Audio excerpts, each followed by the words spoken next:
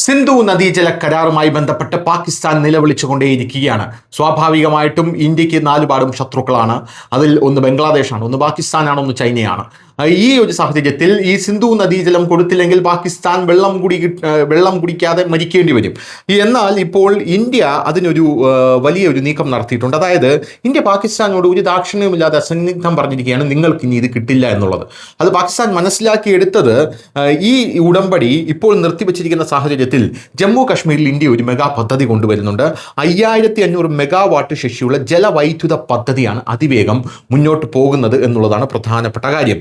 1960-ൽ ഇന്ത്യയും പാകിസ്ഥാനും ഒപ്പുവെച്ച ഈ സിന്ധു നദീജല കരാർ ഇനി ഒരിക്കലും പുനഃസ്ഥാപിക്കാൻ പോകുന്നില്ല എന്ന് പാകിസ്ഥാൻ ഇതോടുകൂടി മനസ്സിലായി. ഇന്ത്യക്ക് ഈ നദിയിലെ ജലം പൂർണ്ണമായി ഉപയോഗിക്കാനുള്ള കേപ്പബിലിറ്റി ഈ മെഗാവാട്ട് വൈദ്യുത പദ്ധതി കീഴിൽ നിന്ന് ഉണ്ടാകും. സിന്ധു, ജലം, ചെനാബ് തുടങ്ങിയ പടിഞ്ഞാറൻ നദികളിൽ ഇന്ത്യക്ക് ജലവൈദ്യുത പദ്ധതികൾ നിർമ്മിക്കാമെങ്കിലും ചില നിയന്ത്രണങ്ങൾ ഉണ്ടായിരുന്നു. അതെല്ലാം ഇപ്പോൾ മാറിയിരിക്കുന്നു എന്ന് പാകിസ്ഥാൻ മനസ്സിലായി. റിപ്പോർട്ട് പ്രകാരം ജമ്മു കാശ്മീരിൽ പുതിയ ജലവൈദ്യുത പദ്ധതികൾ വേഗത്തിലാകുമ്പോൾ ഇതിലൂടെ ഇന്ത്യ സ്വന്തം ജലവിഭവങ്ങൾ കൂടുതൽ ഫലപ്രദമായി ഉപയോഗിക്കാൻ ശ്രമിക്കുന്നു എന്നുള്ളതാണ് പ്രധാനപ്പെട്ട കാര്യം.